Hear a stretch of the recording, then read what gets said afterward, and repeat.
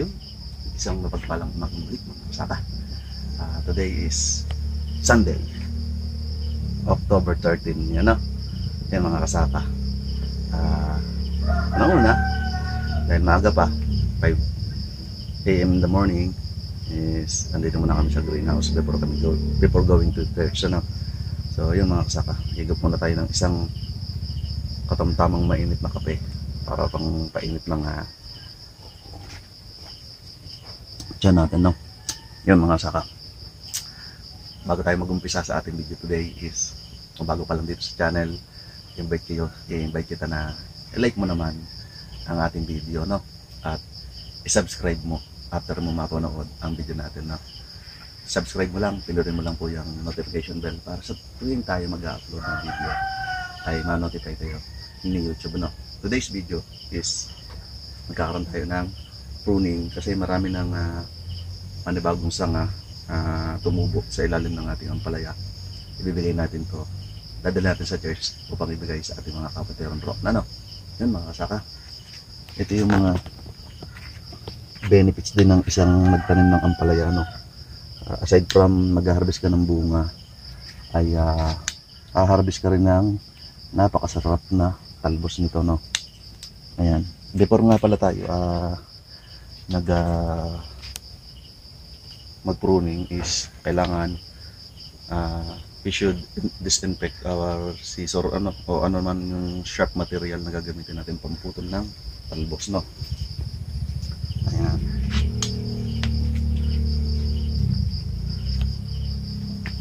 Ang dami ito mga kasama, bibigay natin.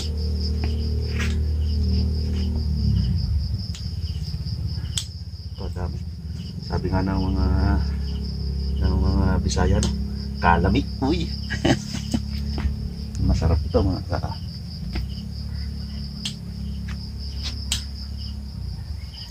Masarap ito sa munggo. Tapos sa mga nilaga, masarap ito sa nilaga, yung Ilocano style. Nilaga, Ilocano style. Dami. Pero pangkaraniwan dito sa atin ay nilalahok yung gantong talbos sa munggo, no?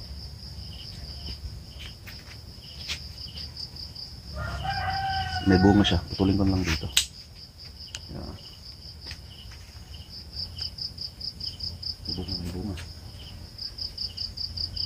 Tingnan ko rin mga kasaka kung magiging productive ang sanga tulad nito. Wala naman siyang bunga, much better na. I-remove na lang natin, na nakadagdag lang yung pagkain ng nutrients. Yung sangang hindi namumunga ay pinuputol, at ang natirang mabuting sanga ay nililinis upang mamunga na sagana. Yun yung ating Bible verse sharing sa ating last video yesterday, no? Kung napanood nyo mga sa kung hindi nyo pa napanood yung ating video noong October 11, ilalagay ko dyan sa taas yung link. Yun ay fertilizer application o port fertilizer application sa ating okra, no? Lalagay ko dyan sa taas yung ating video. Kung nandito kayo sa YouTube, makikita nyo magpa-pump up yan dyan sa taas, no?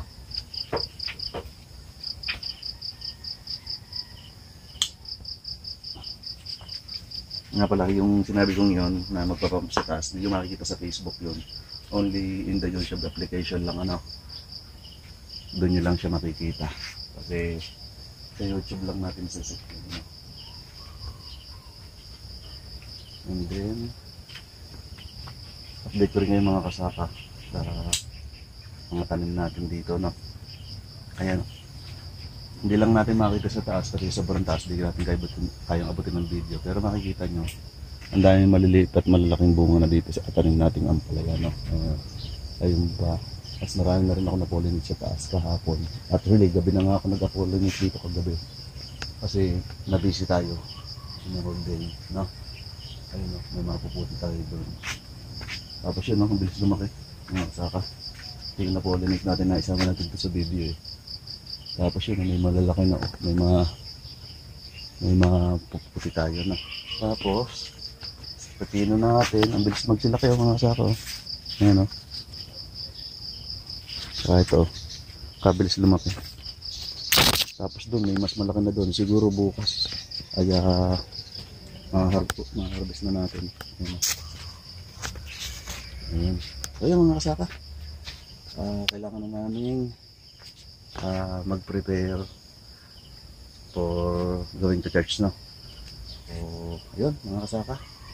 Nulit ko, kung hindi ka pa nakasubscribe sa ating YouTube channel, please subscribe and follow me on my Facebook account, no? My name is Joey Albert Bueno. Okay? Ang gaganda ng mga tanim natin dito sa Farm 1.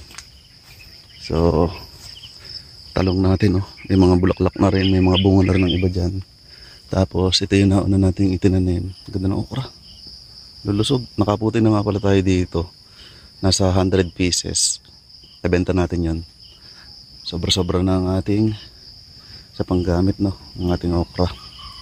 At gusto ko yung i-share mga kasaka sa napakabahabang talong natin. Ito yung first produce ng ating talong, no? Laki, haba. More than isang dangkal. Ayan, no? Ganda talaga Fortuner. Ito ang sulit na sulit siya sa bunga ng Fortuner, no? Talagang mahaba. Lalo na pagkagantong unang bunga. Makikita mo ang haba ng kanyang napoproduce na bunga, no? Ayan. So, yun. Ang ating pipino outside ay may bunga na yan, no? Laki, oh. Ayan. Laki na. So, yan mga kasaka. Ay, productive ang mga tanim natin. Farm 1 and Farm 2. Maging ang mga tanim natin talong, oh. Yan yung old nating mga talong. Ang daming bunga, no? Tapos, yan. Talong natin. Ito ay hindi na natin gagamasan. Pero, bubombahin na natin to ng sa damo, no? Yung mga maliliit na bunga. Di na, to ng spider mites. Na-atake tayo ng spider mites. Hindi natin na prevent, no? Kaya yung dahon niya, ganyan. Cause of, yan, sacking ng spider mites, no? And then, ito yung ating pipino, panibagong tanim, no? Nag-apply na nga rin pala kami dyan ng complete fertilizer. Ayan. Di pala ang naulan. So yun, di ko na kayo update dun sa may mga likod na yun. Tanim namin ng sili, no? Ayan. Dito talaga ako sa okra. Ganda, oh. So dun sa ating previous video about pruning and fertilization, same method lang yung ginawa natin dito. Kaya lang dito ay hindi na namin gaanong na pruning under bali isang beses lang kami dito nag-pruning sa okran to. Kung mapanood yung ating video do sa Farm 2 is 2 beses kami nag-apply ng or nagawa ng pruning dun sa lower leaves or dun sa old leaves, no? Dito naman kasi is madali siyang i-manage kasi dadalawa lang siyang row, no? At ayan, kita naman natin is hindi ganun ka infested ang ating okra dito. Ito nyo, oh, multiple of branches yung tumubo sa ating okra dito, no? Ayan, oh. Tapos ayan mga kasaka, madamo na rin. So baka hindi na namin to maasikaso ng i-manual or isada gamit ang ating cleaning to materials, no?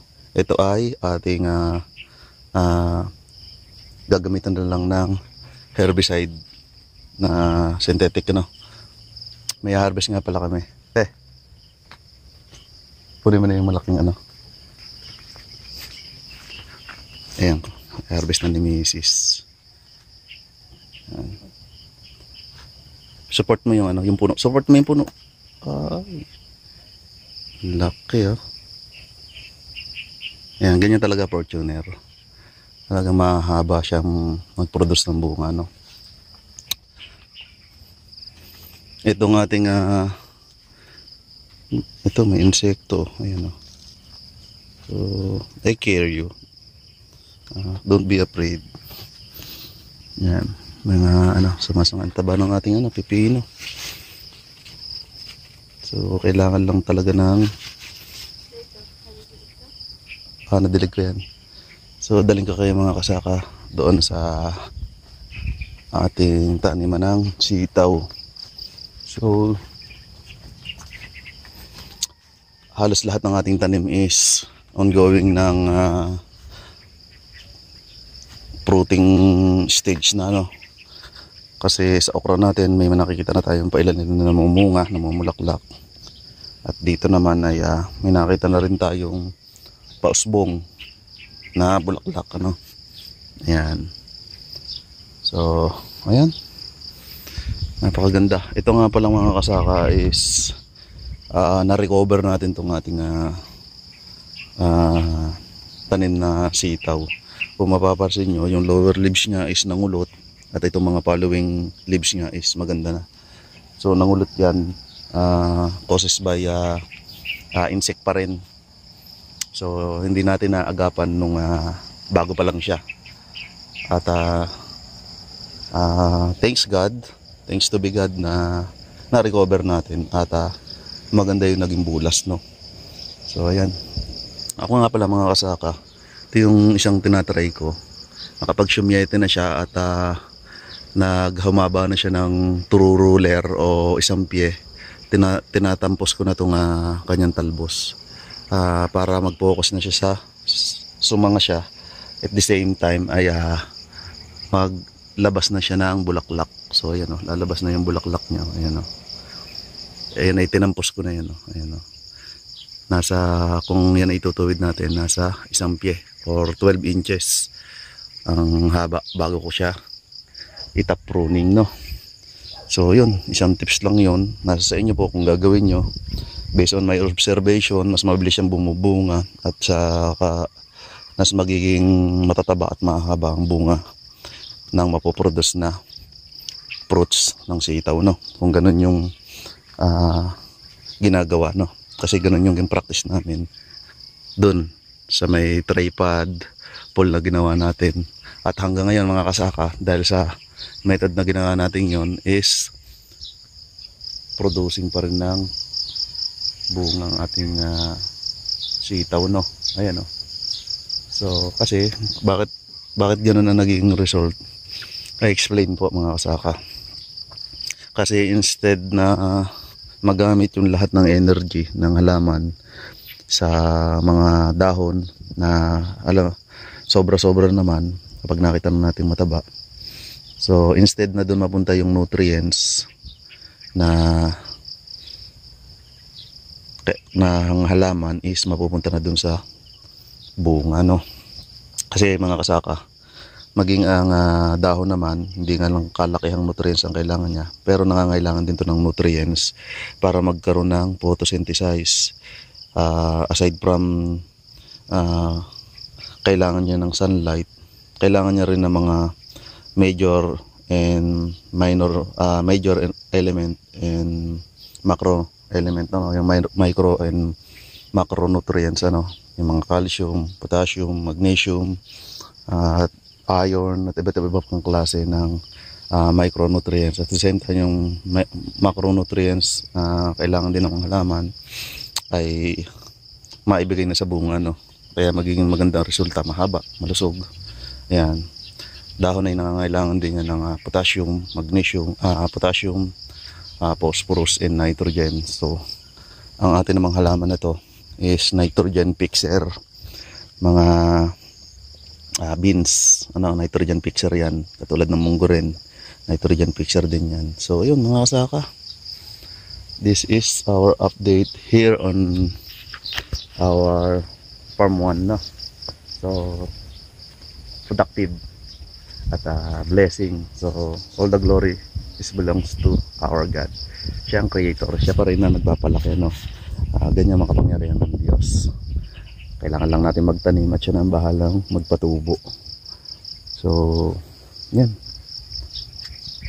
ang ganda ng ating result ng ating sa farm 1.